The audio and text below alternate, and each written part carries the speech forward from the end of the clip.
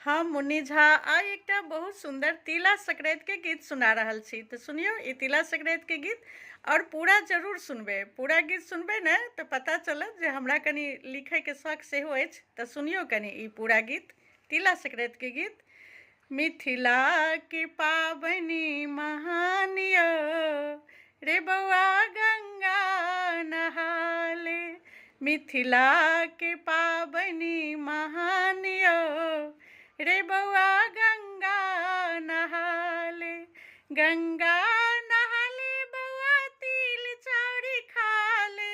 गंगा नहाले बौआ तिल चाउरी खाले। गंगा में डुबकी लगा ले रे बौआ तिल चाउरी खाले। गंगा में डुबकी लगा ले रे बौआ गुड़ चाउरी खाले। तिला संक्रांति सनी पाबन अछि घड़ी में। तिला संक्रांति सनी पाबन अछि घड़ी में। लाई चूड़ी लाई तिलबा बनै छै घड़ी में। लाई चूड़ी लाई तिलबा बनै छै घड़ी में।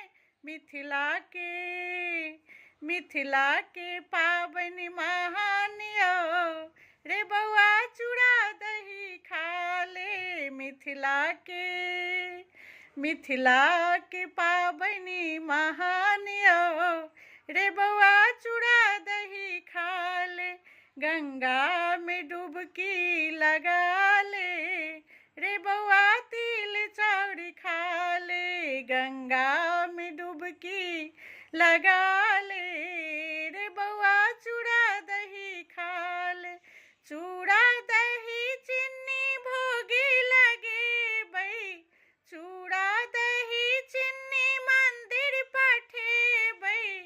कुर्थी के दाल में खिचड़ी बने बई। कुर्थी के दाल में खिचड़ी बने बई।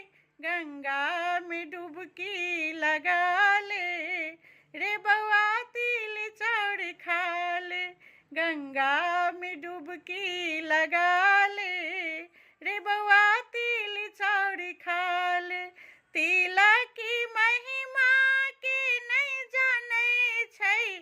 तिला की महिमा के नहीं जाने छै। हम जाप पूजा में सेहो लगे छै।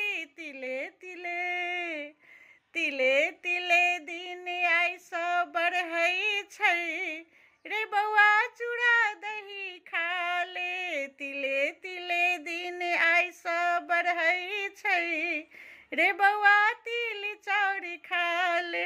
मिथिला के पाबनी महान यो रे बौआ गंगा नहाले।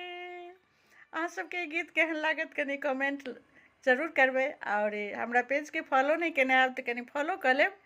और कमेंट लाइक शेयर फॉलो कऽ के सपोर्ट जरूर करब। जय मिथिला जय मैथिली। By by.